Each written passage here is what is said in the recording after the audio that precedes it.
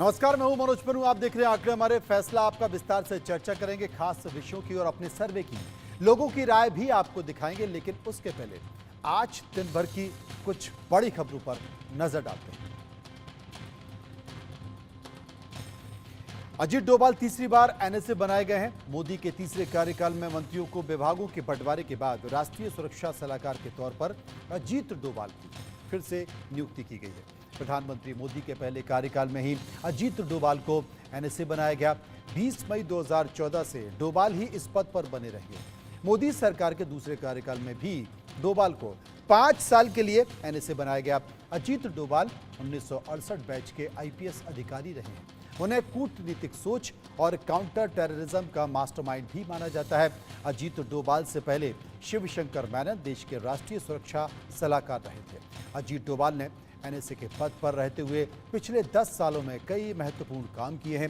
2014 में डोभाल ने गुप्त मिशन पर इराक का दौरा भी किया और वहां के तिकरित में एक अस्पताल में फंसी 46 भारतीय नर्सों की रिहाई कराई है। सितंबर 2016 में पीओके में सर्जिकल स्ट्राइक को अजीत डोभाल की ही देखरेख में सफलता माना जाता है। 2019 में पाकिस्तान में बालाकोट में एयर स्ट्राइक और डोकलाम में गतिरोध खत्म कराने में एनएसए अजीत डोभाल की अहम भूमिका रही है। भारत में 1958 में राष्ट्रीय सुरक्षा सलाहकार की स्थापना की गई थी।